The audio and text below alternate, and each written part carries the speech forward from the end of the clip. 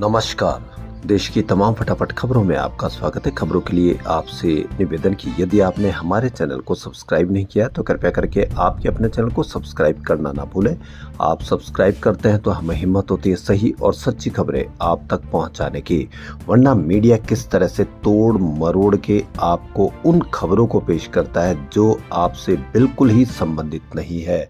Media आपको वो खबरें दिखा रहा है या वो खबरें दिखाने का प्रयास करता है जो आपके बच्चों की बेरोजगारी से संबंधित नहीं है, बढ़ती महंगाई से संबंधित नहीं है, जीडीपी कम हुई या कम है तो उससे आपको क्या नुकसान है उसकी कोई खबर नहीं है, रुपया और कमजोर हो गया उससे आपको क्या नुकसान है इसकी कोई खबर नहीं है, सेंसेक्स में कितना पॉइंट टूटा, कितने लाख करोड़ रुपए आपके डूबे उससे कोई खबर नहीं है।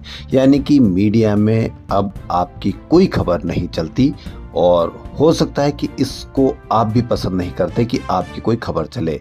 और यदि आपको लगता है कि इस तरह की खबरें दिखाई जानी चाहिए जो आपसे संबंधित हो तो सबसे निवेदन है कि आप उन मीडिया चैनलों को बढ़ावा दें, उन न्यूज़ चैनलों को बढ़ावा दें जिनमें आपसे संबंधित खबरें हो।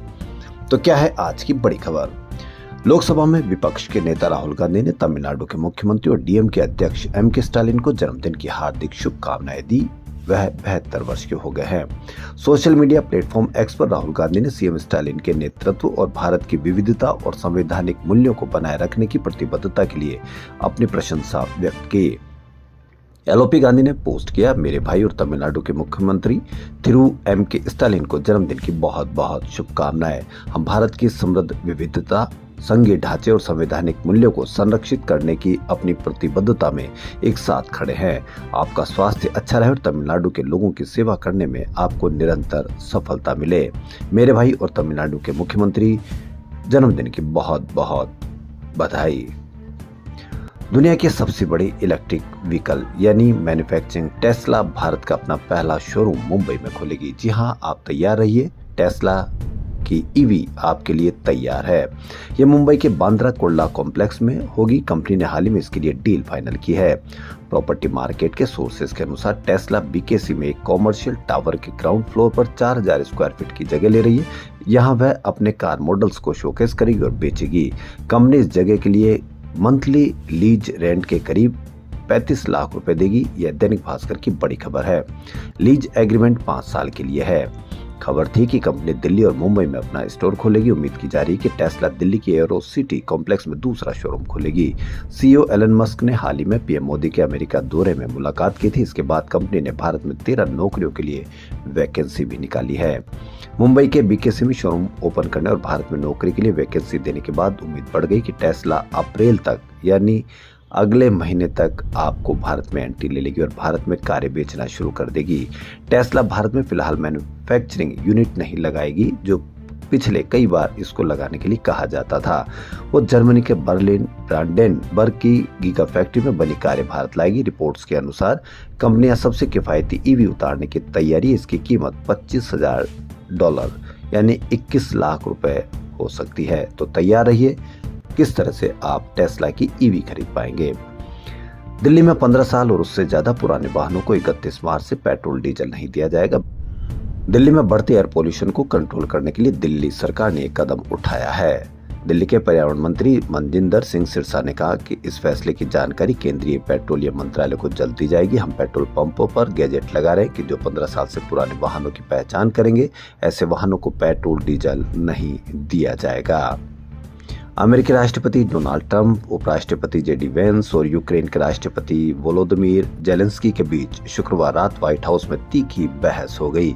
इस दौरान ट्रंप, वेंस और जेलेंस्की एक दूसरे की तरफ उंगली दिखाते नजर आए। ट्रंप ने कई बार जेलेंस्की को फटकार भी लगाई। उन्होंने जेलेंस्की से कहा कि वो तीसरा विश्व युद्ध कराने का जुआ खेल रहा है। व्हाइट हाउस के इतिहास में ऐसा पहली बार हुआ कि जब दो राष्ट्रीय अध्यक्षों की चर्चा इतने तनाव भरे माहौल में हुई। दोनों नेताओं की बातचीत पूरी नहीं हो पाई। अमेरिका यूक्रेन के बीच मिनरल्स को लेकर डील होनी थी। जेलेंस्की रात करीब 10 बजे जब व्हाइट हाउस पहुंचे तो ट्रंप दरवाजे तक उन्हें रिसीव करने पहुंचे। इस पूरे वाकये के बाद भी जेलेंस्की ने एक्स पोस्ट में अमेरिका का शुक्रिया अदा किया। उन्होंने लिखा, धन्यवाद अमेरिका, आपके समर्थन के लिए धन्यवाद, इस यात्रा के लिए धन्यवाद। धन्यवाद अमेरिकी राष्ट्रपति का, कांग्रेस और अमेरिकी जनता का। भाई, यूक्रेन को न्याय संगत और स्थायी शांति की जरूरत है और हम ठीक उसी के लिए काम कर रहे हैं। ट्रंप ने ट्रूथ सोशल पर लिखा, आज व्हाइट हाउस में हमारी अहम बहुत बैठक हुई। हमने ऐसी बातें जानी जो दबाव भरी चर्चा के बिना कभी समझ में नहीं आती। कितनी हैरानी की बात है कि भावनाओं के बीच क्या क्या सामने आता है। मुझे समझ आया कि अगर अमेरिका शांति लाने की कोशिश करता रहा तो राष्ट्रपति जेलेंस्की शांति के लिए तैयार नहीं होंगे, क्योंकि उन्हें लगता है कि हमारी भागीदारी उन्हें बातचीत में बड़ा फायदा देती। मैं कोई फायदा नहीं चाहता, मैं शांति चाहता हूं। जेलेंस्की ने अमेरिका के सम्मानित ओवल ऑफिस में ही अमेरिका का अपमान किया। वे तब वापस आ सकते हैं जब वास्तव में शांति के लिए तैयार हो। मैं यूक्रेन के वैश्विक समुदाय के बीच अलग थलग पड़ने की आशंका जताई जा रही थी। हालांकि कई देश यूक्रेन के समर्थन में सामने आए, इनमें जर्मनी, फ्रांस जैसे देश भी शामिल है। फ्रांस के राष्ट्रपति ने यूक्रेन के प्रति अपना समर्थन व्यक्त करते हुए कहा कि हमला करने वाला रूस है, यूक्रेन नहीं। वहीं जर्मनी के चांसलर ने कहा कि यूक्रेन जर्मनी और यूरोप पर भरोसा कर सकता है। दिल्ली समेत देश के किसी भी हिस्से में शुक्रवार को इस्लाम के मुकद्दस महीने रमजान का चांद नजर नहीं आया और पहला रोजा 2 मार्च यानी रविवार से शुरू होगा। चांदनी चौक स्थित फतेहपुरी मस्जिद के शाही इमाम मौलाना मुफ्ती मुकर्रम अहमद ने बताया कि दिल्ली एनसीआर में सुबह से ही बादल छाए हुए थे, जिस वजह से यहाँ तो चांद नजर नहीं आया। उन्होंने कहा कि गुजरात, बिहार, राजस्थान, उत्तर प्रदेश व हरियाणा समेत कई स्थानों पर संपर्क साधा गया, लेकिन चांद दिखने की कहीं से भी पुष्टि नहीं हुई। अहमदाबाद ने कहा कि आमतौर पर कच्छ के इलाके में चांद नजर आ जाता है, लेकिन वहां से भी रमजान का चांद दिखने की कोई खबर नहीं है। उन्होंने कहा कि लिहाजा ये तय किया गया है कि पहला रोजा 2 मार्च यानी रविवार को होगा। इस्लाम में एक महीना 29 या 30 दिन का होता है। महीने के दिनों की संख्या चांद दिखने पर निर्भर करती है। अहमद ने कहा कि शनिवार को इस्लामी कैलेंडर के 8वें महीने शाबान की 30 तारीख है। वहीं सऊदी अरब की बात करें तो वहां रमजान का पहला रोजा शनिवार यानी आज 1 मार्च से रखा जाएगा। मौसम अजब गजब आंख में चोली खेल रहा है। सर्दी के मौसम में देश के ज्यादातर हिस्सों में गर्मी आ गई। फरवरी महीना यानी जो चल रहा है, गर्मी ने पिछले 125 सालों का रिकॉर्ड तोड़ दिया। ये तो सिर्फ ट्रेलर था, पिक्चर तो अभी बाकी है। मई जून तो आने दीजिए, गर्मी तो अभी और रुलाएगी। मौसम विभाग ने पहले ही चेतावनी दे दी है कि इस बार सामान्य से ज्यादा गर्मी पड़ेगी। 1901 के बाद जब से देश में मौसम का रिकॉर्ड रखने की शुरुआत हुई, उसके बाद फरवरी 2025 देश में सबसे गर्म दर्ज किया गया। मौसम विभाग ने शुक्रवार को कहा कि देश के ज्यादातर हिस्सों में मार्च से मई तक सामान्य से ज्यादा गर्मी पड़ने की संभावना है। केंद्रीय गृह मंत्री अमित शाह ने शनिवार को यानी आज सुरक्षा बलों को निर्देश दिया कि वे 8 मार्च से मणिपुर में सभी सड़कों पर लोगों की निर्बाध आवाजाही सुनिश्चित करें। गृह मंत्री ने मणिपुर की सुरक्षा स्थिति की समीक्षा के लिए आयोजित बैठक की अध्यक्षता करते हुए कहा कि सड़कों पर अवरोध पैदा करने वालों के खिलाफ सख्त कार्रवाई की जानी चाहिए। पूर्वोत्तर राज्य में राष्ट्रपति शासन लागू होने के बाद ये इस प्रकार की पहली बैठक है। मई 2023 से इम्फाल घाटी में मेइती और आसपास की पहाड़ियों पर बसे कुकी जाति हिंसा में 250 से अधिक लोग मारे गए और हजारों लोग बेघर हो गए।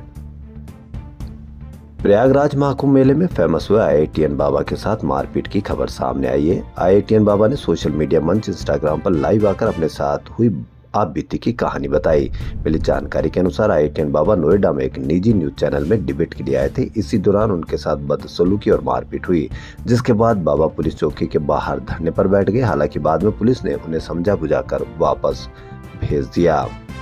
खबरों फिलहाल इतना ही। यदि आपको हमारा चैनल पसंद आए तो लाइक, सब्सक्राइब और शेयर अवश्य करें। धन्यवाद।